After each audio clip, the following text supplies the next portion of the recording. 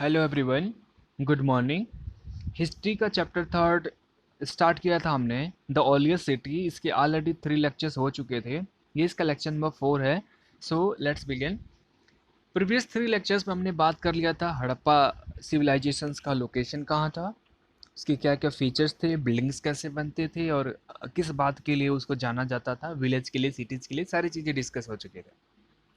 अब हमें ये बात करना था कि जो भी वो मटेरियल इस्तेमाल करते थे, जैसे पॉट्स बनाना होता था या फिर जो भी ये मेटल्स हुआ करते थे, तो मेटल्स का इस्तेमाल ये जो करते थे अपना हार बनाने के लिए, झुमका बनाने के लिए, ज्वेलरीज बनाने के लिए, डिफरेंट टाइप्स की बर्तन बनाने के लिए, उसमें से कुछ जो मेटल्स थे इंडिया में नहीं पाए जाते थे, तो उनको बोलते थे रॉ मटेरियल्स। ये दूसरे देशों से मंगवाते थे, उसी के बारे में पढ़ेंगे।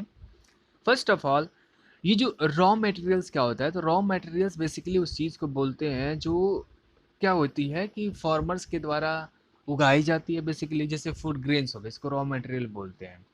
या फिर कोई भी मेटल हो गया जो नेचुरली पाया जाता है बट हमारे वहाँ नहीं है, उसको कहीं से लेके आना है, तो उसको रॉ मटेरियल है। तो यहाँ के जो लोग थे हड़प्पन सिविलाइजेशंस के, हड़प्पा से, मोहनजोदड़ो से, वो दूसरे देशों में ट्रैवलिंग करते थे वो सर्च करने के लिए रॉ मटेरियल्स की। सेम तरीके से अगर कोई हॉर्डर्स होंगे जो जानवरों को पालते होंगे, वो जानवरों की चारे की तलाश में, तो जो जानवरों के लिए, उनके लिए जो चारा होगा उसको रॉ मटेरियल बोलेंगे। तो हॉर्डर्स जो है एक जगह से दूसरे जगहों पे चारे की तलाश में जाया करते थे। कुछ जो रॉ मटेरियल्स थे, ठीक है ना, कुछ रॉ मटेरियल्स ऐसे थे कि जो बेसिकली क्या था, लोकल में अवेलेबल था, लेकिन कुछ ऐसे थे कि नहीं थे। जो लोकल में अवेलेबल था वो क्या था, कॉपर था, टीन था, गोल्ड था, सिल्वर था, ठीक है। एंड कुछ ऐसे प्रेशियस स्टोन्स हुआ करते थे जो इन्होंने डिस्टेंस प्लेसेस में, दूर जगहों से जा जाकर, जैसे कि जो प्रेशियस स्टोन्स हैं, जो कीमती पत्थर हुआ करते थे, ये महाराष्ट्र में, फिर से मध्य प्रदेश में, कर्नाटका से ये जा जाकर ले आया करते थे। तो सोचिए ये सिंधु झेलम नदी के पास में रहते थे और वहाँ से जाके दूर दूर जगहों पे ये अपने अपने items, copper, tin, gold, silver, अगर उनके पास ख़त्म हो जाता था तो इंडिया के अंदर में भी ट्रेडिंग करते थे और इंडिया के बाहर से भी ट्रेडिंग करके उसको लेकर के आते थे। यहाँ के लोग थे, उनके उनके पास खाने वाले कौन कौन से ऐसे अनाज थे उनके बारे में बात कर लेते हैं। तो फर्स्ट ऑफ ऑल, जब वहाँ पे खुदाई हुई तो वहाँ पे क्या मिला कि गेहूं के दाने मिले हैं, चावल के दाने मिले हैं, बाजरा के मिले हैं, जौ के मिले हैं। तो इन सारे दानों को देख के तो यही पता लगता है कि जो उनके सीड देख के पता लगता है कि हाँ, यहाँ के लोग जो इस टाइप के भोजन जो है खाते होंगे, ठीक है ना, ऐसे ऐसे इस टाइप के जो है फूड को कंज्यूम करते होंगे।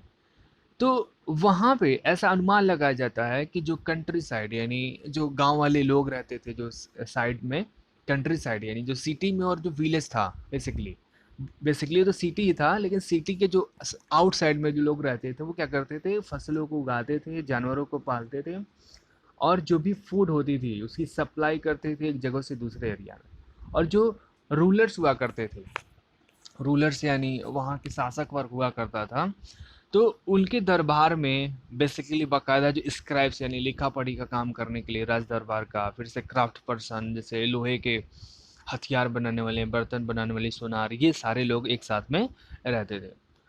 जो भी प्लांट्स के रिमेन्स है, जैसा कि मैंने बताया, प्लांट्स के रिमेन्स जो हमको मिले, तो जो आर्कियोलॉजिस्ट हैं उनको ये लगता है कि हाँ, इस टाइप के वो लोग क्या करते होंगे, फसलें को उगाते होंगे। जैसे कौन कौन सी फसलें, कौन कौन से प्लांट के सीड मिले हमें, उन्हें बेसिकली वीट के, बार्ली के, पल्सेस के, पी के, rice, sesame, linseed and mustard, इन सारी टाइप्स के वहाँ पे जो फूड ग्रेन्स हमें मिले थे, जिसको देख के अंदाज़ा लगाया जा सकता है कि हड़प्पा के लोग जो है इस टाइप के भोजन को कंज्यूम करते होंगे। अब खेती वहाँ के लोग करते थे ये तो पता लग गया, लेकिन फार्मिंग टूल में क्या इस्तेमाल करते थे, तो फार्मिंग टूल में वो पक्की मिट्टी का बना हुआ या लकड़ी का प्लाव इस्तेमाल करते थे। प्लाव, जिसको बोलते हैं हल बोलते हैं, तो उसका इस्तेमाल क्या करने के लिए करते होंगे, डिगिंग करने के लिए। और जो भी सीड होती है, जैसे उसको खोद करके ज़मीन में सीड डाल दिया, उसके बाद मिट्टी से ढक दिया, उसके लिए इस्तेमाल करते थे प्लाव का। जो ड्राई रीजन्स हुआ करते थे, जैसा कि हमने बात किया कि वो पूरा का पूरा जो है वेस्टर्न डेजर्ट एरिया में भी पड़ता था, तो वहाँ पे जो है बारिश नहीं हो पाती थी। और बारिश भी नहीं हो पाती थी, फिर से जो रिवर का वाटर है हर जगह आप थोड़े नहीं लेके जा सकते हैं, तो जिन जगहों पे नहीं ले जा सकते उसको ड्राई रीजन्स बोलते थे। तो ड्राई एजिस रीजन्स में वो इरिगेशन की फैसिलिटी यानी उसकी सिंचाई करने के लिए थोड़ा सा क्या करते थे, वो पानी को स्टोर किया करते थे और उसकी सप्लाई करते थे फील्ड में जहाँ पे प्लांट्स को ग्रो आसानी से हो पाते थे।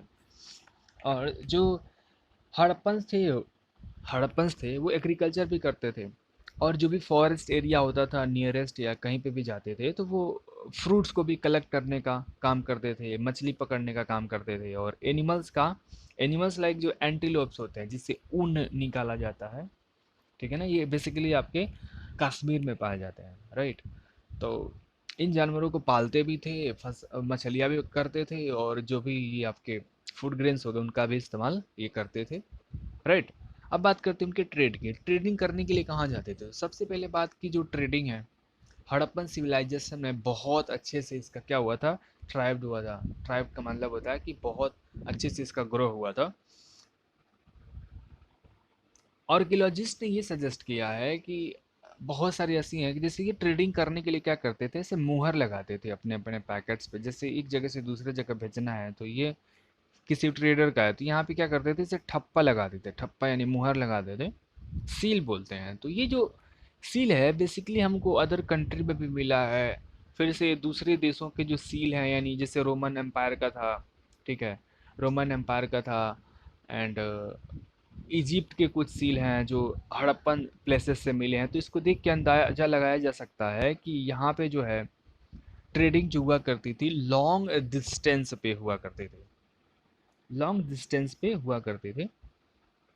और यहाँ पे जो गुड्स कमिंग है यानी कौन से देशों से जो हम गुड्स अपने देश में मंगाया जाता था, इसमें जो कॉपर था ये राजस्थान से मंगवाते थे, सोना जो है गोल्ड का कर्नाटक से मंगवाते थे, और जो प्रीशियस स्टोन्स है वो ईरान से, ईरान देख सकते हो इंडिया का पड़ोसी है, वेस्ट साइड में पड़ेगा, और अफगानिस्तान जो इंडिया के नॉर्थ वेस्ट में पड़ता है, इन देशों से स्टोन्स मंगवाया करते थे। और महाराष्ट्र से महाराष्ट्र हो गया, कर्नाटका हो गया, यहाँ से कॉपर हो गया, गोल्ड हो गया, इसकी ट्रेडिंग होती थी। तो ये जगहें जो थी बेसिकली उस ज़माने में जब गाड़ियाँ नहीं हुआ करती थी, रेलगाड़ी नहीं है, एयरप्लेन नहीं है, तो एक जगह से दूसरे जगह जाना बहुत बड़ी बात थी, ठीक है ना।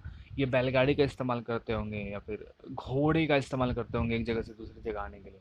वैसे घोड़ा मिला नहीं है इनके दरबार में, फिर भी जो खच्चर हो गया, जो जानवर हो गए, उस पर बैठ के सवारी करते थे। और एक प्लेस से दूसरे प्लेस में जाने के लिए इनको कम से कम 2-2 महीने, 3-3 महीने, 10-10 दिन, 15-15 दिन की ट्रैवलिंग करनी पड़ती थी, तो बहुत दिक्कत वाली बात थी उस टाइम में करना। फिर भी उन्होंने किया, ट्रेड जो है बहुत ज़्यादा जो है इसका डेवलपमेंट हुआ, और इंटरनल ट्रेड भी किया उन्होंने, इंटरनेशनल ट्रेड भी किया, और ये बहुत अच्छे से आगे ये ग्रो करते रहे थे। अंडरस्टूड। इसके आगे की बात करेंगे नेक्स्ट।